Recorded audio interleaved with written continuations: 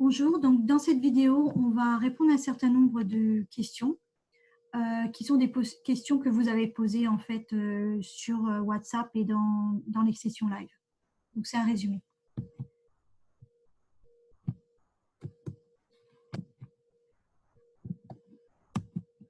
Voilà la liste de questions à laquelle on va répondre. Comment se déroule le cours? Comment poser des questions pour avoir de l'aide? Comment soumettre le quiz? C'est quoi Collab? Comment soumettre le devoir? C'est quoi // ou diviser? Et comment utiliser la tortue? Donc, on va commencer par la première question. Comment se déroule le cours? Alors, vous pouvez regarder cette vidéo en avançant. Pour chaque question, en fait, vous pouvez aller sur YouTube à la partie de la vidéo qui correspond à la question que vous recherchez. Vous n'avez pas besoin de regarder toute la vidéo. Vous pouvez aussi regarder la vidéo en accéléré. Donc, comment se déroule le cours? Alors là, la première chose, c'est qu'il faut aller sur le site toujours. Les informations sur le cours sont sur le site. Qu'est-ce que vous devez faire quand c'est expliqué sur le site? Donc ça, c'est le lien du site. Et il faut surtout lire les instructions. Donc lire. Okay, c'est un cours en ligne. Et un cours en ligne, ça demande de lire les instructions parce qu'on n'a pas tout le temps quelqu'un à qui demander quoi faire. Voilà. Donc on va aller sur le site. Bon, là, je suis sur le site. Donc, je vais vers le bas. Et là, je vois un petit menu avec tous les points importants à regarder. Bon, chaque lien sur le site, comme vous voyez, change de couleur et est souligné quand on passe dessus. C'est souligné. Voilà. Donc là, ce que je veux regarder, c'est ce qui se passe dans la semaine 1. La semaine 2 sera postée ici aussi, semaine 3, semaine 4. Donc, semaine 1, je clique. Voilà, j'ai toutes les infos sur la semaine 1. Donc, sur la semaine 1, j'ai l'explication de d'abord les notes de cours, les vidéos, ok, il y a tout ça. Je clique sur les notes si je veux voir les notes, si je veux voir la vidéo ici. Je clique sur la vidéo. Donc, on me donne aussi, on me donne des informations. Donc, le quiz, c'est souligné ici, donc j'appuie, ok. Et là, je sais que je peux aller au quiz. Copier le notebook de l'instructeur en cliquant ici. Donc, je vois que là, je peux cliquer ce lien pour faire mon devoir. Voilà. Donc, il faut bien voir ici et là, c'est le quiz et le notebook. Voilà. Donc, toutes les instructions sont données. Quand tu es dû le quiz, il est écrit ici que c'est du dimanche. Le devoir, il est du dimanche. Combien de soumissions pour le quiz? Il y a plusieurs soumissions possibles. Voilà. Toutes les informations sont données sur le site. Donc, il faut que vous lisiez les informations. La question suivante, c'est comment poser des questions pour avoir de l'aide. Donc, vous avez vu que vos leaders de section, vos correcteurs sont très actifs sur WhatsApp. Ils sont là pour vous aider. Donc, quand vous leur posez des questions sur le groupe WhatsApp dans votre section, il faut leur donner aussi beaucoup d'informations pour qu'ils puissent vous aider. Il faut être très clair. Si vous dites simplement « je n'arrive pas à faire l'exercice », ça, ce n'est pas du tout parlant pour nous puisqu'on ne sait pas quel exercice et quel est le problème exact que vous avez. Si c'est possible, des fois, sur le problème que vous avez, vous ajoutez une photo ou une capture d'écran, quelque chose comme ça, pour qu'on puisse voir ou se identifier vraiment le problème que vous avez. Donc, il faut que vous nous disiez quel problème vous avez, mais aussi, il faut aussi que vous regardiez si votre question a déjà eu une réponse. Parce que dans le groupe WhatsApp, souvent on voit la même question qui revient et qui revient. Donc aussi, vous devez lire ce que postent vos camarades et les réponses qui ont déjà été données.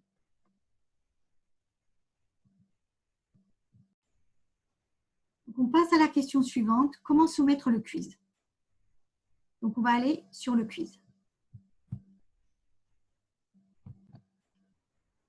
Donc, je suis sur le site et je veux aller faire le quiz. Donc, je clique sur le quiz ici.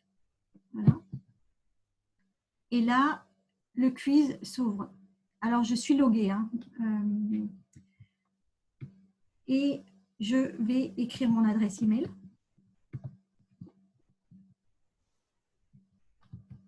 Je vais aussi écrire ma section et après, je réponds aux questions. Les deux éléments-là sont importants. Et après, je réponds à la question. Et là, il y a submit ou soumettre. J'appuie là-dessus. Et puis, là, je n'ai plus rien à faire. Je n'ai pas envoyé mon quiz à mon correcteur. Je n'ai pas envoyé mon quiz à mon leader de section et tout ça. Non, parce que votre quiz a été enregistré et nous l'avons. Voilà, c'est tout ce que vous avez à faire. Juste appuyer sur soumettre, submit ici pour soumettre votre quiz.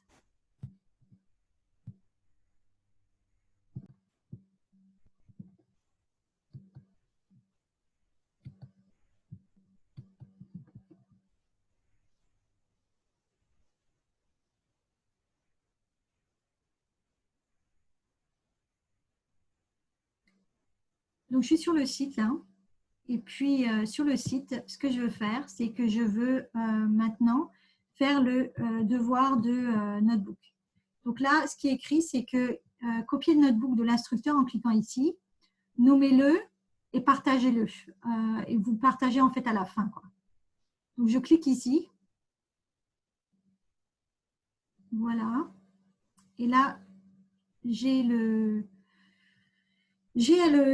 document. OK, ce document, vous voyez qu'il y a beaucoup de choses écrites. Et ce document, il ne m'appartient pas. On nous a dit de le copier. Déjà, donc, je ne vais pas le renommer non plus, je vais le copier tout de suite. Save a copy dans mon Drive.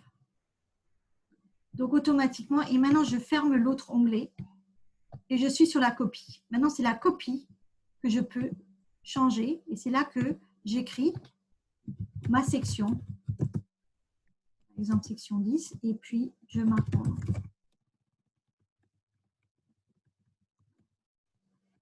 Et c'est sur ce notebook-là que je vais travailler. De toute façon, l'autre, vous ne pouvez pas le modifier puisqu'il m'appartient à moi, il ne vous appartient pas. Et je ne vous ai pas donné les droits d'écriture dessus. Donc là, vous êtes dans le notebook. Donc Colab, c'est ce logiciel-là qu'on utilise. Et c'est un logiciel qui permet de faire du Python. Maintenant, comme vous voyez, donc comme je l'ai déjà dit, Colab et faire un notebook, c'est comme c'est un livre interactif. Donc c'est un livre interactif, vous avez du texte et où vous pouvez programmer. Alors, je lis. Ce qu'il faut faire, c'est qu'il faut que vous commenciez au début et il faut que vous lisiez tout le texte. Voilà. Et après, j'arrive à des choses comme ça. Python pour faire des calculs. Nous allons d'abord voir comment Python peut être utilisé pour faire des calculs. Là, il y a des explications. C'est un livre, je lis. Et là, vous avez du code. Tout code qui est écrit, vous devez l'exécuter. Vous voyez que là, il y a moi. Et on ne veut pas voir ma photo de profil. On veut voir votre photo de profil quand on a exécuté. Donc, il faut tout exécuter. Donc, vous exécutez tout. Et d'ailleurs, si je veux tout exécuter en une fois, je peux le faire. Je fais runtime, run all. Voilà. Puis, je continue. Parce que là, il y a des choses qui sont faites. Mais après, il y a à moi de jouer. Et là, c'est là où je dois écrire mon propre code. Donc là, je dois répondre aux questions. Et de plus, c'est écrit exactement quel est le résultat attendu. Alors, attendu avec 2T. Hein, donc, on continue. On fait son exercice. Voilà. Et jusqu'à la fin. Mais on doit tout exécuter. Et à la fin, la dernière cellule, là, c'est écrit. Cliquez sur partager en haut à droite et partagez le notebook avec M. Jean Gallet et votre leader de section. Vous devez le partager en écriture. Et le nom du notebook doit être particulier. Donc, comment est-ce que je soumets mon notebook? Je fais share. Je le partage à mjeangallet@gmail.com plus à l'email de mon correcteur. Alors, vous avez chacun le nom de votre correcteur dans votre WhatsApp et aussi dans la description WhatsApp. Donc, vous pouvez mettre le nom ici. Donc, le correcteur. Bon, avec son adresse. Là, j'en ai pas. Donc, je ne mets que mjeangallet.online.com, gmail.com. Et là, en édition. Voilà, et je l'envoie. Et ça veut dire que mon travail est soumis. Alors, quand est-ce que je vais soumettre mon travail? Je vais d'abord y travailler et je vais le soumettre quand j'ai fini. Mais avant le dimanche soir, la date où je dois le rendre au professeur. Hein? Mais on attend, on relit son travail et on le soumet. Voilà, donc c'est comme ça que vous faites votre notebook et vous rendez votre travail. Donc là, on va venir à des questions qui sont plus sur le contenu du cours Python. Donc, il y avait une question qui était « c'est quoi ///». Donc, on va essayer de répondre à cette question maintenant. On va aller dans un notebook.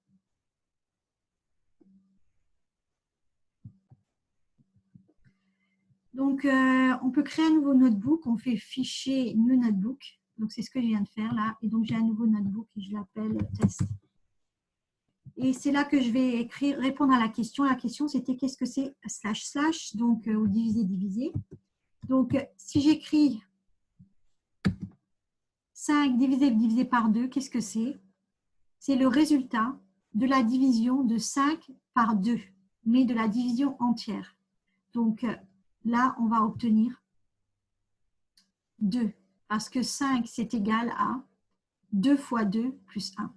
Hein, donc, ça, c'est la division entière. La division, j'appuie sur code ici pour une nouvelle cellule. La division simple, c'est 5 divisé par 2. Et c'est là que je vais obtenir 2,5. Voilà. Donc, division, c'est la division entière. Donc, si vous voulez un autre exemple, on va faire 100 divisé par 3. Et ça va nous donner, bien sûr, 33. Voilà. Et puis, si vous voulez avoir le reste de la division, vous faites 100 pourcentage 3. Et là, on obtient 1.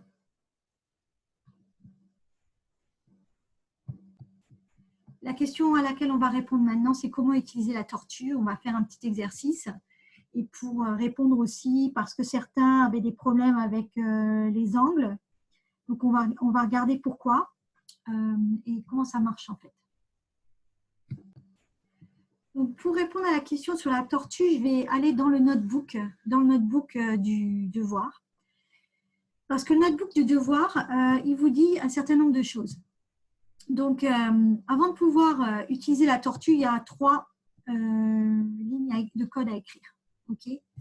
Donc, la première ligne, c'est celle-là.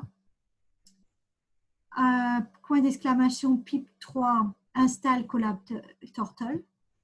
Ensuite, import collab_turtle et tout ça. Et ensuite, il faut faire initialiser. Donc, si je vais à un moment, à vous de jouer ici. Alors, si je suis ici, je dois avoir exécuté, si je veux utiliser le T là, je dois avoir exécuté ce qu'il y a avant. Donc, je vais aussi faire run before. Donc ça veut dire que il va exécuter toutes les cellules avant, tout le code. Et si vous l'avez fait un à un, de toute façon, c'est fait. Mais si vous fermez votre session et vous revenez, vous devez le refaire encore. Donc, il faut mettre les 3 lignes là. Et après, c'est ici qu'on va pouvoir écrire son code. Donc, si on regarde aussi le canevas, là où se trouve la tortue, vous voyez, bon, la tortue, c'est un rond, mais vous voyez aussi la direction dans laquelle la tortue va. Alors, c'est pour ça que certains ont eu des problèmes en écrivant leur angle à 60 degrés. Parce que l'angle à 60 degrés, il est en fonction de où est la tortue et où elle regarde. Comme on voit là, la tortue, elle regarde vers le haut. Donc, la première fois que je vais lui faire écrire quelque chose, elle va écrire quelque chose en allant vers le haut. Et si je lui dis de tourner à gauche, elle va tourner à gauche.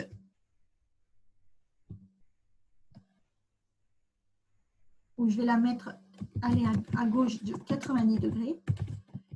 On va regarder un peu à quoi ça ressemble. Juste pour regarder comment elle se déplace. Vous voyez maintenant, elle est dans la bonne direction.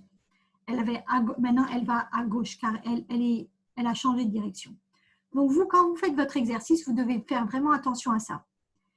Parce que si vous voulez faire un angle à 60 degrés, eh bien, il faut aussi que ce soit un angle à 60 degrés. Si vous dites vous voulez faire un angle à 60 degrés parce que vous êtes en train de regarder un triangle équilatéral, c'est 3 fois 60, j'ai besoin de 60. Est-ce que c'est vraiment ce que vous avez besoin?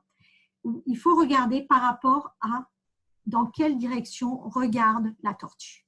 Voilà, donc c'est ça que je voulais vraiment vous faire comprendre, parce que tout dépend de où regarde la tortue. Et là, on voit bien, avec la petite flèche, là, c'est où elle regarde. Donc, en fonction de ça, vous allez écrire votre code.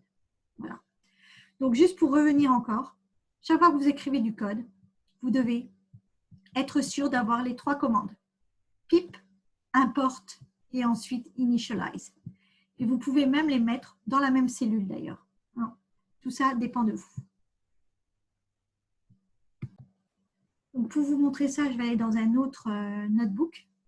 Donc, j'ai créé un autre notebook que j'ai appelé Turtle et j'ai mis les 3